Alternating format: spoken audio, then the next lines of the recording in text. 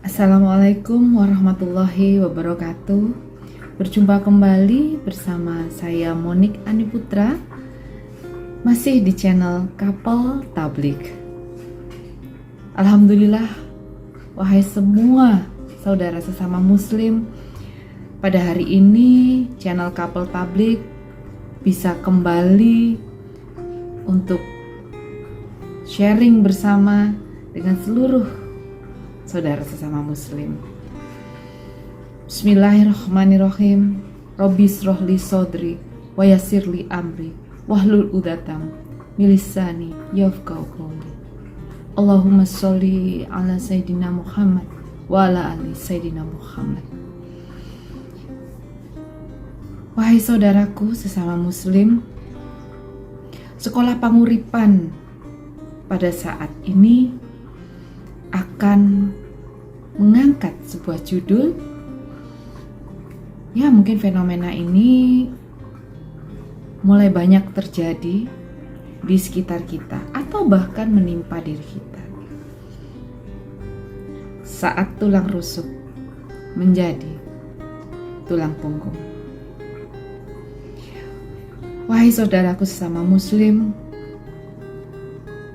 terkadang mimpi indah yang sudah kita ukir sejak kita remaja, sejak kita mulai beranjak dewasa,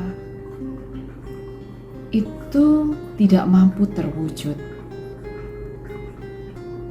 Atau bahkan bubar berantakan sama sekali. Ya, setiap manusia atau setiap perempuan pasti menginginkan apabila nanti dia bertemu jodohnya, menikah, lalu hidup dengan mewah, tidak usah bersusah-susah, gitu ya. Setiap kali kita mau belanja uang ada, setiap kita nunjuk-nunjuk pasti apa yang kita tunjuk segera tersaji di depan kita. Itu adalah hal yang wajar. Karena setiap manusia pasti punya keinginan itu, hidup lebih baik dan juga hidup sejahtera. Namun apa yang terjadi apabila Allah memberikan sesuatu yang jauh lebih baik dari mimpi kita tadi? Namun seperti biasa, yang terbaik versi Allah kadang-kadang gak cocok nih sama mimpi yang sudah kita ukir, gak cocok nih sama apa yang kita inginkan.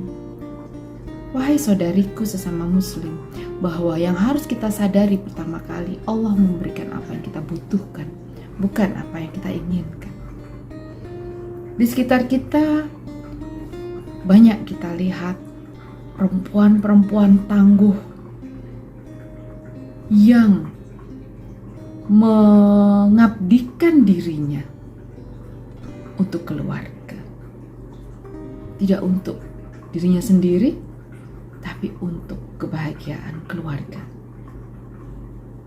Nah, kali ini kita akan berbicara, akan sharing tentang bagaimana ketika seorang perempuan yang seharusnya menjadi tulang rusuk seorang laki-laki, seorang suami gitu ya, namun harus menjadi tulang punggung. Nah, sebelum kita masuk ke pembahasan, kita harus tahu dulu nih, sebenarnya apa sih fungsi utama dari tulang rusuk itu sendiri secara anatomi tubuh. Tulang rusuk itu fungsinya adalah melindungi organ-organ penting yang ada di dalam tubuh.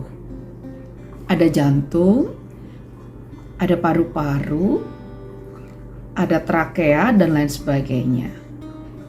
Artinya, secara anatomi, secara alamiah sendiri, fungsi dari tulang rusuk itu adalah untuk melindungi organ yang sangat penting dan dibutuhkan untuk kelangsungan hidup seorang manusia. Kalau kita masukkan pengertian tadi terhadap metafora seorang perempuan, sebagai seorang perempuan, tugas utamanya memang melindungi organ-organ tubuh penting yang ada di dalam tubuh sebuah rumah tangga, yang harus menjadikan sebuah rumah tangga, sebuah rumah menjadi baiti janati adalah tugas kami para perempuan, tugas kita sebagai seorang perempuan. Namun bagaimana jika ternyata tulang rusuk yang bengkok tadi terpaksa karena keadaan harus menjadi tulang punggung? Wahai saudaraku sesama muslim, kita mundur ke belakang di zaman Nabiullah Rasulullah Sallallahu Alaihi Wasallam.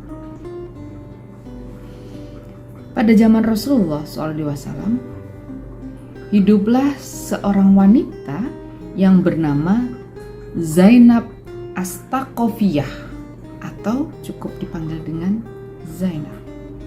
Beliau adalah istri dari sahabat Nabi. Beliau adalah orang yang pandai. Pandai apa nih? Beliau adalah orang yang pandai berdagang.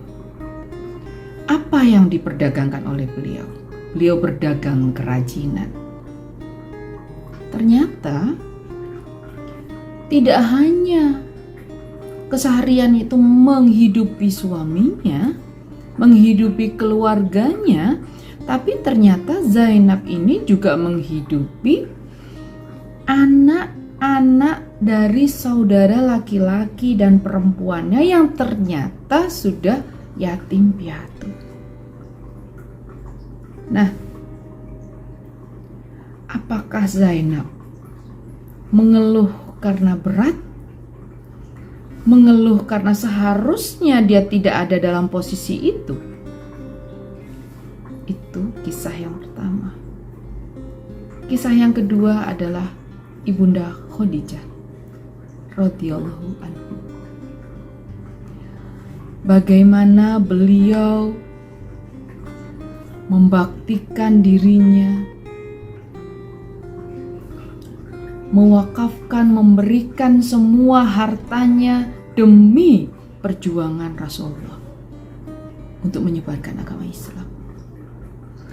Bagaimana jerih payah beliau sebagai seorang pedagang yang termasyhur, pedagang yang kaya raya, habis, sehingga beliau sendiri tidak punya kain kafan untuk membungkus dirinya saat nanti beliau wafat. Namun ketika suatu saat beliau sedang melayani Rasulullah,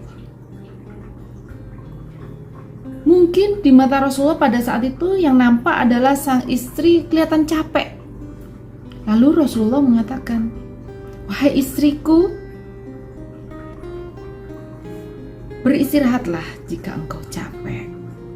Karena pada saat itu Ibunda Khadijah tidak henti-hentinya selalu melayani Rasulullah, lahir batin, dan juga tamu-tamu Rasulullah yang banyak. Khalifah-khalifah, pejuang-pejuang Islam yang ikut dalam barisan Rasulullah.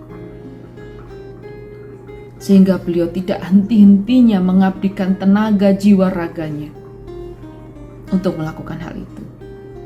Namun apa jawaban Ibunda Khadijah? Jawaban Ibunda Khadijah sungguh di luar nalar. Beliau mengatakan, "Ya Rasulullah, istirahatnya nanti saja di surga." Nah, dua kisah tadi sebenarnya intisarinya adalah satu: keikhlasan seorang perempuan untuk mengabdikan diri pada keluarga.